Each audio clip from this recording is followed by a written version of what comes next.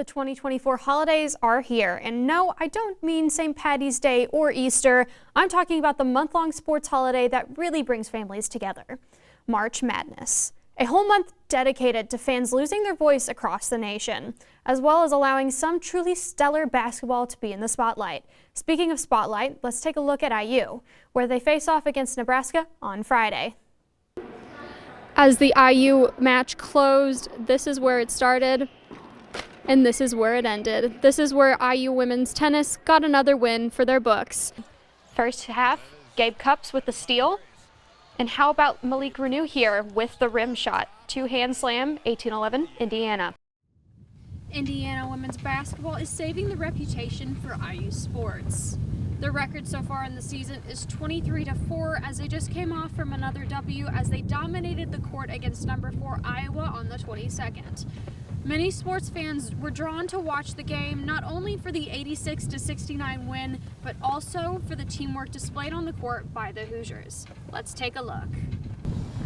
The IU Hoosiers are looking to let off some steam this weekend as they face off against the Purdue Boilermakers for the second time this season. They're hoping for a better outcome from their last play where they lost by 20 points. The Hoosiers are hoping that Zach Edey will go easy on them, but preparation is key. Let's take another look. Thanks, guys. This week's Hoosier Highlight Athlete of the Week is sophomore pitcher Sophie Kleiman. Against Central Michigan this past weekend, Kleiman pitched a no-hitter, effectively shutting down Central Michigan's offense during the game. This no-hitter is the first of her career, helping the Hoosiers win the game 8-0. She also reached a high of 5 innings pitched against Central Michigan. Kleiman and the rest of her team will play against Bowling Green at Andy Moore Field Friday, March 1st. That's all for Hoosier Highlight Athlete of the Week. I'm Hayley Adams. Back to you guys at the desk. Indiana punched their ticket this past weekend to the NCAA tournament. They play this Sunday in St. Louis against the 6th seed Billikens at 8 p.m. The Indiana Hoosiers ultimately fell short today playing against Yale University, losing 6-1. They hope to get back in the win column on their next 3-week road trip, where they first face off against West Virginia. Hayley, I'm going to go to you first.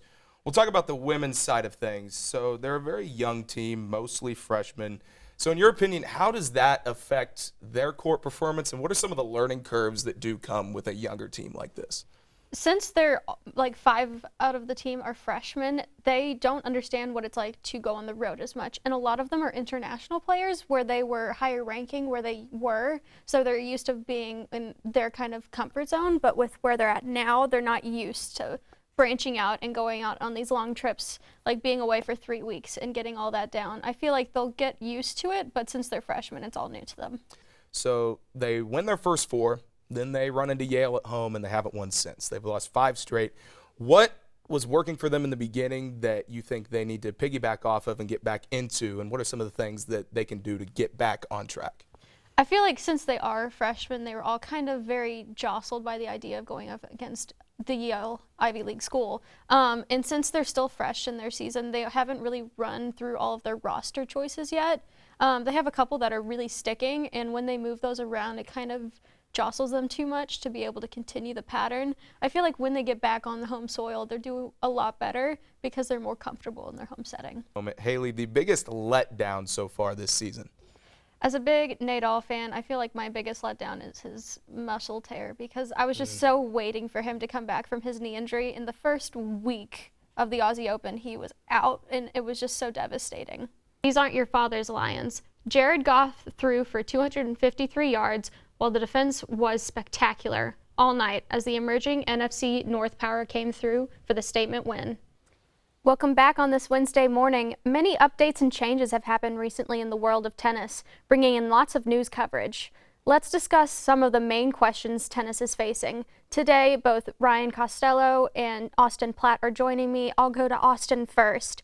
So we have a new generation coming in on tennis. Who do you think is the best prospect out of the gate? I'm going to have to go for women's tennis for a second. I think Emma Raducanu is going to have to definitely be out of the gate because she just left for an injury this year. She was doing great. She was one of the youngest girls to ever win a U.S. Open when she was just like 18 years old. She is definitely going to come out of the gate hard to redeem herself because early January, Coco Gauff did best her in straight sets in the early January months, and I feel like she's going to come back with a fire. I'm going to have to go with the French Open just because all of the injured players that we've watched out for the last couple years were out this year, but they're planning on coming back, like Rafael Nadal and Emma. They're both coming back from the injuries, and I feel like it's definitely going to shake up the court. So in the time of NIL in sports and social media, how do you think their social media is presenting themselves? I think it is a powerful tool. It's a powerful engine for athletes to use to try and, sort of expose their brand, enhance their brand. Obviously, it's something that NIL partners are going to want them to maximize. The more high profile the athlete, the more powerful their social media reach. I think it was something athletes already understood. Social media is something that is very much presenting them publicly. They have to be careful what they put there, how they present themselves there. I think that has only become more formal and obviously sort of more business-minded as name, image, and likeness have become mainstream. With the popular opinion for men's basketball saying Purdue will gain redemption, the odds are too good for them not to put up a good fight and get far. As Jay Bilas said, with Zach Edey being an immovable object, the Boilermakers are an early pick to go pretty far in the tournament, where TCU and Tennessee are ones to watch out for. But we shall see, as this isn't called March Madness for nothing. We will keep you up to date and grounded as the madness continues. I'm Hayley Adams for IU Sports Media. See you next time.